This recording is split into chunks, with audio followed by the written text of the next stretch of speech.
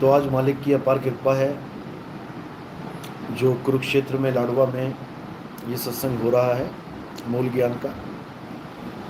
क्योंकि बहुत बड़े भाग होते हैं उन जीवों के जो इस मूल ज्ञान को सुन पाते हैं, और उससे भी बड़े भाग होते हैं उन जीवों के जो इस मूल ज्ञान को समझ पाते हैं। क्योंकि इसको समझना बहुत मुश्किल है। बड़े बड़े धुरंधर जो अपने आप को बहुत ज़्यादा विवेकी भी कई बार समझ लेते हैं, वो तक चूक कर जाते हैं अपने जीवन में इस ज्ञान को समझने में।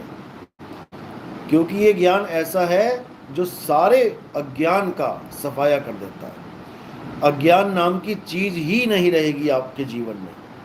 लेकिन आपको आदत पड़ चुकी है अज्ञान खाने की, इसलिए आपका जो मन है वो आपको बैक गियर लगवा देता है। जैसे एक भगत ने अभी बोला कि मैं क्या करूं, मेरी आदत पड़ चुकी है नाम जपने की, क्या मैं दोबारा से नाम जप सकते हैं? तो किसका मतलब है कि मन को अभी आदत छूटी नहीं। इसीलिए प्रथम दीक्षा दी जाती है बार बार जपने के लिए, ताकि आपकी वो वाली आदत छूट जाए। और फिर इसको छुड़वा दिया जाता है, दोनों को छुड़वा दिया जाता है। इसी को बोला है एक छुड़ाए एक लखाए। जब सब छुड़वा दिया, 52 अक्षर छुड़वा दिए, अब जो लखाव करवाया जाएगा, लखाव का मतलब होता है पहचान, पहचान कराना।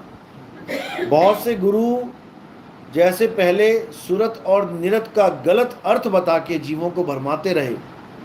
सुरत का मतलब बताते रहे कि सुनना, आत्मा की सुनने की शक्ति, और निरत का मतलब बताते रहे आत्मा की देखने की शक्ति।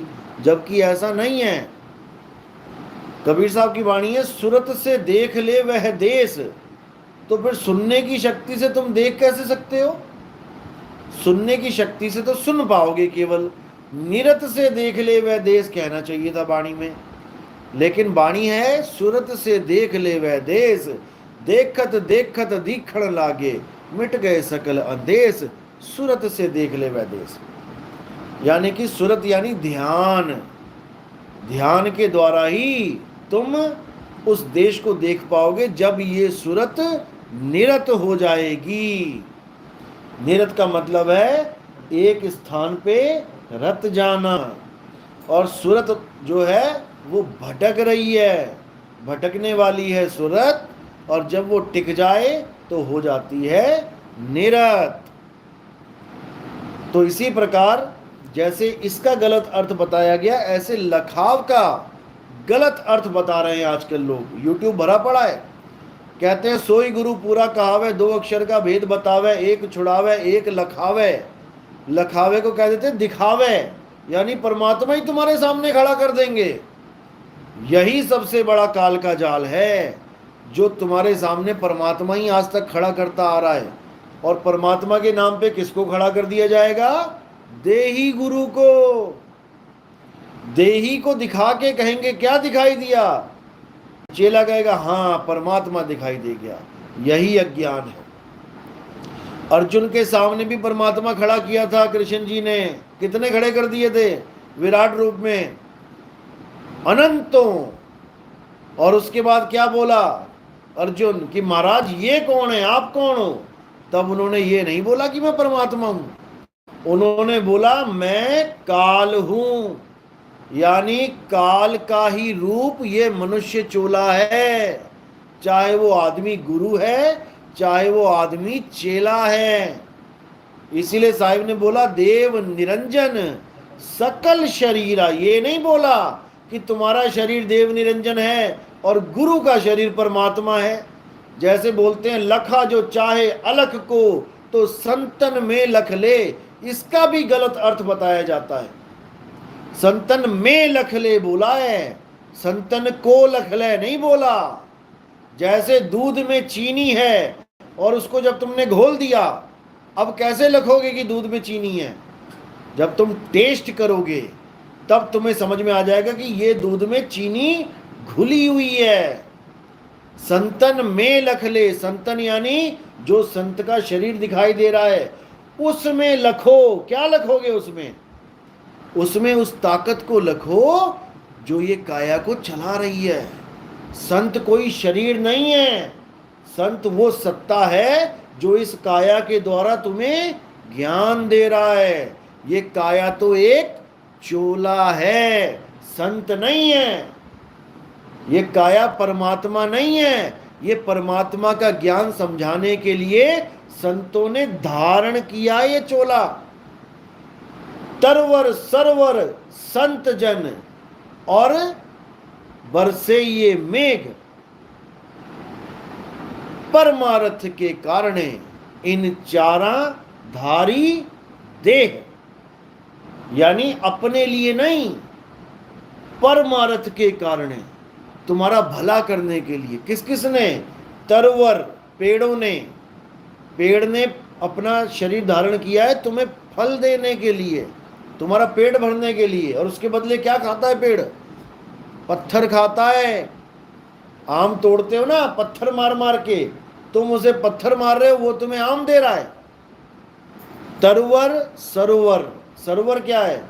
तालाब। तालाब तुम्हें क्या दे रहा है? पानी दे रहा है। सरोवर क्या अपना पानी पीता है? नहीं पीता।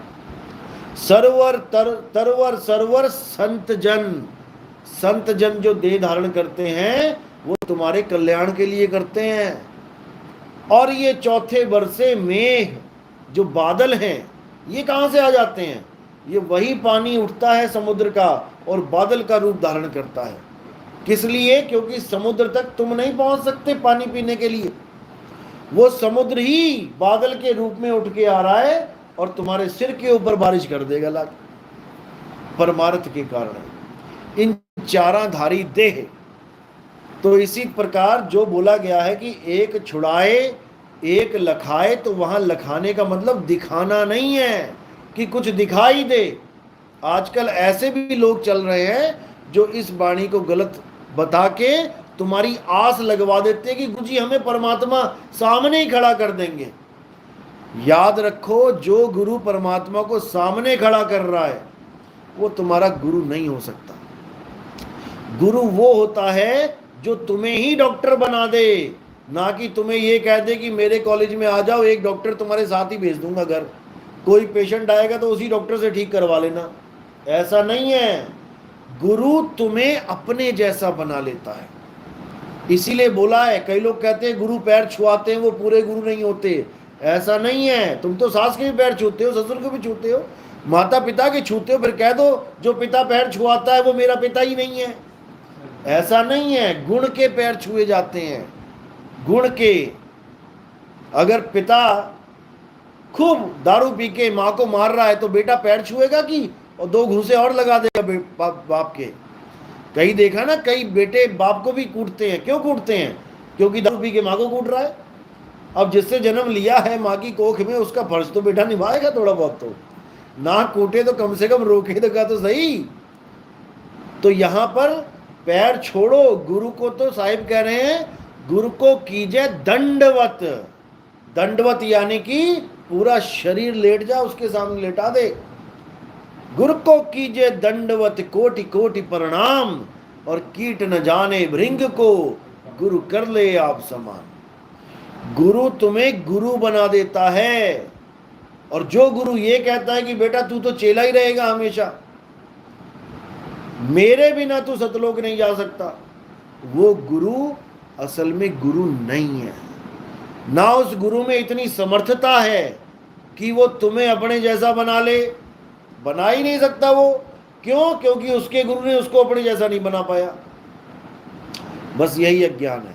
कबीर साहब ने कभी नहीं कहा कि कोई गुरु तुम्हें सतलोक लेके जाएगा। कबीर साहब ने चाल दी है सतलोक पहुंचने के लिए। क्या चाल है? शब्द विहंगम चाल हमारी, और कहें कबीर सतगुरुदई ताड़ी। वो केवल चाबी देता है, वो दरवाजा खोलने नहीं आता। चाबी क्या है? विहंगम चाल। उसी के द्वारा ये दरवाजा खुलेगा। अगर तुम्हारी चाल सही है, आज नहीं तो कल, कल नहीं तो परसों, परसों नहीं तो अंत समय तक ये दरवाजा खुलेगा। खुलेगा ही खुलेगा। लेकिन अगर चाल रूपी चाबी ही गलत है तो तुम्हारा दरवाजा कभी नहीं खुलेगा। चार दरवाजे, चार कुल्फ मार रखे हैं, चार ताले हैं। इन चार तालों की चार ही चाबियां हैं। अब जो चाबी गुरु दे रहा है वही ताला खुलेगा। चाबी कोई मंत्र नहीं है, चाबी कोई यंत्र नहीं है, चाबी है चाल। पिंड, अंड, ब्रह्मांड, ये तीनों की जो ताले लगे हैं उसकी 3 चाबियां हैं। यानी आप जाप करते हो तो अंड में रह जाते हो, आप अजप्पा जाप करते हो तो आप अंड में पहुंच जाते हो, आप अनहद नाद सुनते हो तो ब्रह्मांड तक की पहुंच कर पाते हो। जब आप सार शब्द का ज्ञान लेते हो, विहंगम चाल लेते हो, तब जाके आप सत्य तक पहुंच पाते हो। ये 4 ताले, आगे बाणियां आएंगी तो मैं समझाऊंगा कहां पे कैसे क्या क्या होता है।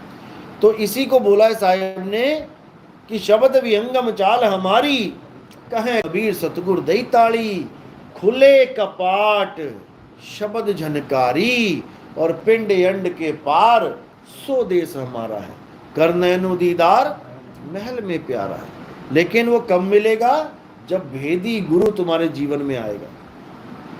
इसीलिए साहिब ने ये नहीं बोला कि सोई गुरु पूरा कहावे 2 अक्षर का नाम जपावे, ऐसा नहीं बोला। 2 अक्षर का भेद बतावे, एक छुड़ावे, 52 अक्षरों को छुड़वा दे। 52 अक्षर के द्वारा जितने भी नाम जाप हैं वो छुड़वा दे, और एक लखावे, यानी उस शब्द की पहचान बता देवे कि वो शब्द मिलेगा तो तुम्हारे साथ क्या होगा। जैसे लोहे को चुंबक की पहचान बता दी जाए कि ए लोहे, तू किसी के साथ भी चिपकेगा तो तू चिपक नहीं पाएगा, यानी वो तेरा मूल नहीं है। लेकिन अगर तू किसी ऐसी चीज के साथ चिपका जो फिर चिपका ही रह गया, तो समझ जाना वही चुंबक है। ये लखा दिया गया उसको, लोहे को, कि चुंबक कैसी होती है। यही लखाव कबीर साहब बता रहे हैं। कह रहे हैं जैसे 2 चीजें मिलने पर भी नहीं मिल पाती हैं अगर वो अलग अलग हैं। जैसे मिट्टी में पानी मिलाओ, कभी नहीं मिल पाएंगे। पानी में पानी मिलाओ, मिल जाएगा। यानी तुम्हारा मूल तुम्हारे जैसा ही होगा। अगर तुम उसमें नहीं मिल पा रहे हो तो इसका मतलब वो तुम्हारा मूल है ही नहीं। तो कहते हैं अब तो जाए चढ़े सिंहासन, मिले हैं सार पानी। यानी अगर कोई कहता है कि तुम्हारा परमात्मा तुम्हारे सामने खड़ा कर दूंगा और तुम देख लोगे और टाटा बाय बाय करके चले आओगे, इसका मतलब तुम उसमें मिले ही नहीं, वो तुम्हारा मूल है ही नहीं। तुम्हारा मूल है शब्द। उसमें जब जाओगे तो तुम 2 रह ही नहीं सकते। अब तो जाए चढ़े सिंहासन, मिले हैं सारंग पानी, राम कबीरा एक भय हैं। कोई कहता है कि परमात्मा सामने खड़ा हो जाएगा, उसके चेले भी गवाही दे रहे हैं आजकल, हमने भी परमात्मा को देखा। अरे जब तक तुम देख रहे हो, जब तक तुम दृष्टा हो, चाहे तुम गुरु को देख लो, चाहे गुरु के नूरी स्वरूप को देख लो, तुम दृष्टा हो। और दृष्टा होना ही जीव की निशानी है। जीव दृष्टा है। अज्ञान दशा को दृष्टा कहते हैं। लेकिन जब तुम इस दृष्टा को भी बोध से पहचान लोगे, तब तुम दृश्य और दृष्टा दोनों से न्यारे हो जाओगे। तब जाके तुम्हें समझ में आएगा कि मेरा मूल क्या है। वो एक ही कर लेगा। जब तुम एक ही होगे तो तुम अपना चेहरा कैसे देखोगे? तुम क्या अपना चेहरा बिना प्रतिबिंब के देख सकते हो? नहीं देख सकते हो। तुम अपने में ही पूर्ण हो जाओगे। अब तुम्हें किसी प्रतिबिंब की जरूरत भी नहीं है। जब कुत्ता प्रतिबिंब में देखता है, यानी 1 से 2 होता है, तभी भौंकता है। अकेला कुत्ता कमरे में चला जाए, नहीं भौंकेगा। लेकिन जब माया रूपी प्रतिबिंब सामने आ गया, अब वो 1 से 2 हो गया। अकेले कुत्ते को आप कमरे में डाल दो, अगर नहीं भौंक रहा है तो समझ लो कि वो एक ही है। लेकिन अगर वो भौंक रहा है तो पड़ोसी आके कहेगा अरे इसमें लग रहा है 2 कुत्ते हैं, तभी तो भौंक रहा है वो, वरना अकेला किसको भौंकेगा? कुछ ना कुछ है वहां पे। तो वहां क्या है? माया का जाल है। 1 से 2 कर दिया माया ने। अब आपने क्या करना है? 2 से 1 हो जाना है। तो इसी को बोला एक कहूं तो है नहीं। अगर कोई कहे अभी 1 हूं, तो 1 नहीं है, अभी 2 है। एक ढूंढने वाला और एक जिसको ढूंढा जा रहा है। और जब वो मिल जाएगा तो 2 कहूं तो गाली, जब परमात्मा मिल जाएगा तो तुम दो रह ही नहीं सकते। तुम कह ही नहीं पाओगे कि मैंने परमात्मा को देखा। तुम कहोगे मैं परमात्मा ही हो गया था उस वक्त, यानी मैं ही शब्द हो गया था, क्योंकि मेरा स्वरूप शब्द स्वरूप है। तो साहिब कह रहे हैं शब्द हमारा तू शब्द का, सुन मत जा सरक, और जो चाहे निज रूप को शब्द ही ले परख। मेरा स्वरूप और परमात्मा का स्वरूप एक है। जब तक तुम ये सोच रहे हो कि कोई और परमात्मा मेरे आगे आके खड़ा हो जाएगा, जब तक तुम अज्ञानता में ही हो। इसी को समझना है। यहां परमात्मा को पाना नहीं है, परमात्मा हो जाना है, अपने स्वरूप को पाना है। और कुछ लोग कहते हैं कि तुम्हारा स्वरूप है सोहंग और परमात्मा का स्वरूप है सत्य। ये भी गलत है। हमारा स्वरूप वही है जो परमात्मा का है। सत्य स्वरूपी नाम साहिब का, सो निज नाम हमारा। जो मालिक का नाम है वही मेरा नाम है। लेकिन दुनिया भर के नाम हमारे रख दिए गए हैं, इसलिए हमें ऐसा लगता है कि मेरा नाम नितिन है, परमात्मा का नाम परमात्मा है, या राम है, या वाहिगुरु है, या गॉड है। ये दोनों ही नाम कृत्रिम हैं। असली नाम क्या है? मेरा भी नाम आत्म राम है और परमात्मा का भी नाम आत्म राम है। वो राम है, आत्म में राम, राम में आत्म, वो दो है ही नहीं। लेकिन अज्ञानियों को समझ में आने वाला नहीं, क्योंकि उस चीज का उन्होंने कभी अनुभव किया नहीं। किया भी क्या बोलूं मैं, हुआ नहीं। क्योंकि किया तो तब बोलूं जो अपने मन से किया जा सके, ये किया जा ही नहीं सकता। ये जो मिलता है मालिक की दया से, गुरु प्रसाद के रूप में मिलता है। तो इसी को साहिब ने बोला, नानक साहब की वाणी है, अपने सेवक की आपे राखे, आपे नाम जपावे। यानी जब वो चाहता है तभी तुम इस काबिल बन पाते हो कि तुम सिमरन कर पाओ, नहीं तो तुम्हारी किस्मत में सिमरन है ही नहीं। जिन्होंने नाम ले लिया वो ना कर पा रहे हैं, उनके दिमाग में 24 घंटे सास बहू मकान दुकान झगड़े लफड़े यही चलता रहता है। कौन सिमरन करेगा? जब परमात्मा चाहता है तो स्वयं से सिमरन होता है, तब तुम्हारी लगन लगती है। जब वो चाहेगा, तुम कहो तुम सिमरन कर लो तो तुम केवल बैठ सकते हो, तुम केवल सूरत को रोकने की कोशिश कर सकते हो, लेकिन वो भागेगी। और जब परमात्मा करवाता है तो चुंबक की तरह लोहे को जैसे खींचता है, ऐसे सिमरन चलता है। तो ये सब मालिक की दया है। हमने पूरे विश्वास के साथ बोला है, अंधविश्वास के साथ नहीं। विश्वास और अंधविश्वास में क्या फर्क है? विश्वास होता है परखने के बाद, और अंधविश्वास होता है कहीं सुनी बातों पे। हमने पूरे विश्वास के साथ, यानी परखने के बाद, रास्ते को परखना है हमने कि हमारा गुरु हमें क्या रास्ता दिखा रहा है। क्योंकि रास्ते पे हमने चलना है, रास्ते पे चलेंगे तभी हम मंजिल पे पहुंचेंगे, नहीं तो कोई हमें मंजिल पे पहुंचाने वाला नहीं है। इसीलिए बोला गया है कि राह बेचारी क्या करे, अरे पंथी ना चले विचार, अपना मार्ग छोड़ के फिरे उजाड़ उजाड़। सरकार ने किसी गांव से शहर को एक सड़क बना दी जंगल के बीच में। तुम जंगल तक तो आए, उसके बाद तुमने मोटरसाइकिल या कार जंगल में उतार ली। अब भटको वहां पे, ना गाड़ी चलेगी ना कुछ। तो अपना मार्ग छोड़ के, हमारा मार्ग क्या है? विहंगम मार्ग, विहंगम चाल। उसको अगर तुमने छोड़ दिया तो तुम्हें इस दुनिया का कोई गुरु नहीं बचा सकता, क्योंकि किसी गुरु की हैसियत नहीं है जो तुम्हें बचा सके। बचाने वाला कौन है?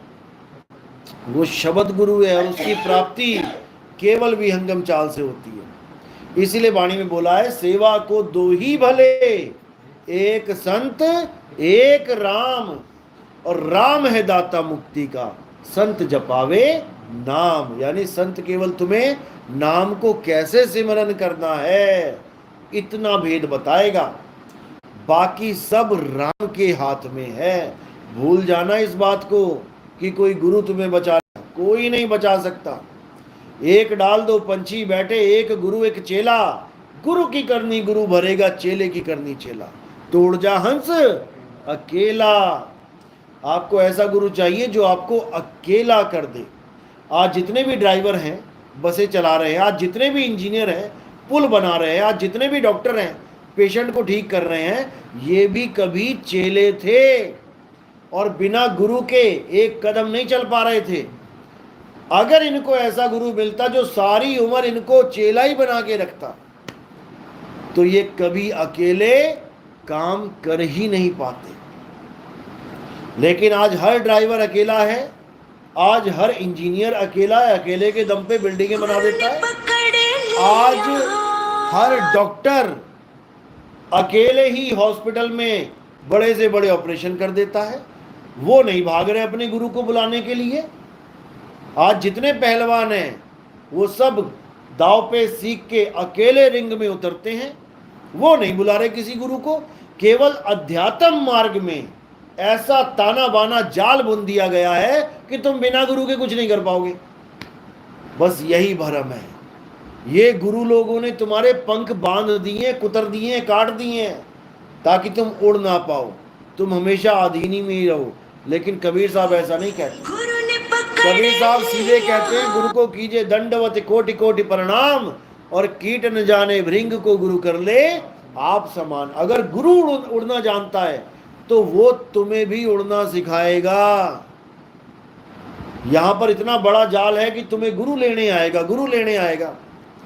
चलो हमें तो गुरु लेने आएगा कब? जब हम मर जाएंगे। और जिसको गद्दी मिल गई उसको कब लेने आएगा? वो कैसे पहुंच गया वहां पे? यानी जिसको गद्दी मिलती जाएगी उसको जीते जी ले जाएगा, और जो बेचारे को गद्दी नहीं मिली उसको मरने के बाद ले जाएगा। बताओ, इतना बड़ा जाल बुन रखा है। कल को आप ही में से किसी को गद्दी मिल गई तो आप खुद लोगों को बोलते फिरोगे कि गुरु लेने आएगा। अरे तुम्हें तो लेने आया नहीं अभी, तुमने कैसे ठप्पा लगा दिया विश्वास के साथ कि गुरु लेने आएगा? जिस दिन तुम्हें लेने आएगा उस दिन बोलना ये बात। जब तुम्हें लेके नहीं गया तो तुम किसी और को क्यों अंधा बना रहे हो भाई? क्यों अंधविश्वास में लपेटे में ले रहे हो उसको? अगर तुम नाम देते हो और उस नाम से परमात्मा मिल जाता है, मिल गया, मान के चलो मुझे 5 साल में मिल गया, मुझे परमात्मा मिल गया तुम्हारे नाम से, अब मुझे गुरु लेके कहां जाएगा? जब परमात्मा ही मुझे मिल गया तो वो लेके कहां जाएगा? कौन सी जगह बची? अब क्या चीज की कमी रह गई जो मुझे गुरु लेने आएगा और कहीं लेके जाएगा परमात्मा के पास? तो अगर वो कहीं लेके जाएगा तो जो मुझे मिला परमात्मा वो क्या है फिर? यानी ये डुप्लीकेट वाला है और गुरु मुझे असली वाले के पास लेके जाएगा। ये सब बेवकूफ बनाते हैं। अब इन्हीं चीजों से आपने ऊपर उठ जाना है। गुरु आपको इतना समर्थ बना देता है कि आप बिना गुरु के ही वो सारे काम कर सकते हो जो एक गुरु करता है। मोची ने चेले को मोची बना दिया, डॉक्टर ने चेले को डॉक्टर बना दिया, इंजीनियर ने चेले को इंजीनियर बना दिया, कहाँ कमी छोड़ी?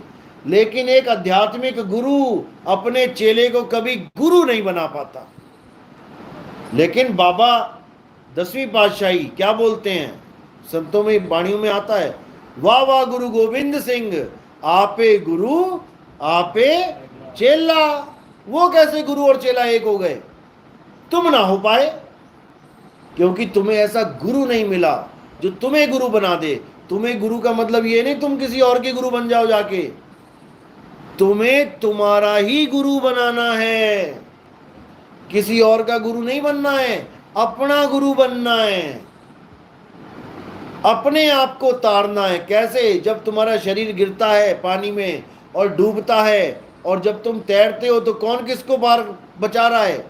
खुद ही खुद को बचाया जा रहा है। और अगर ज्ञान ना हो तो खुद ही खुद को डुबो लोगे।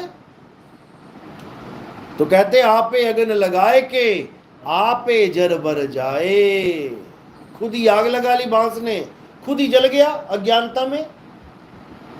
और ज्ञान में तुम ही तुमको पार कर लोगे। किसी गुरु की जरूरत नहीं है। गुरु की जरूरत कहां तक है?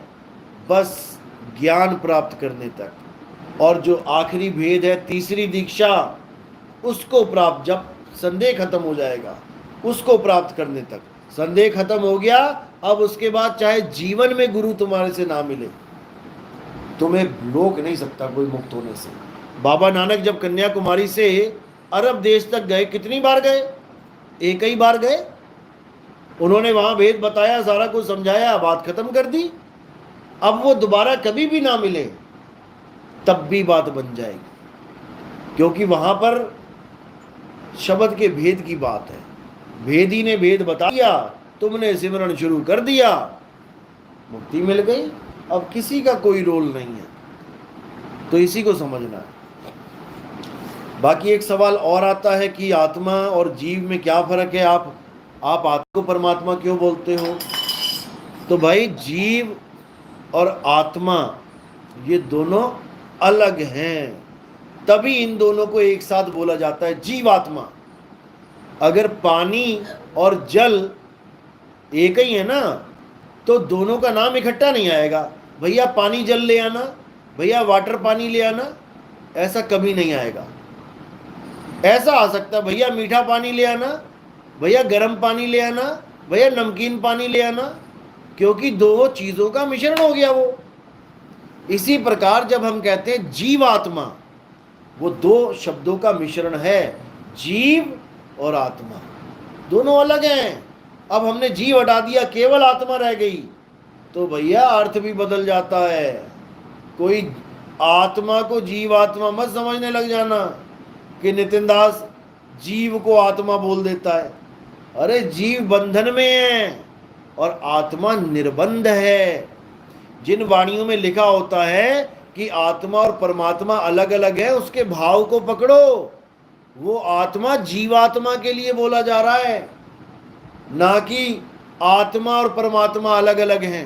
ये भ्रम है लोगों का। इसी को बोला है आत्म में राम। जब आत्म में राम है तो अलग करके दिखाओ उसे।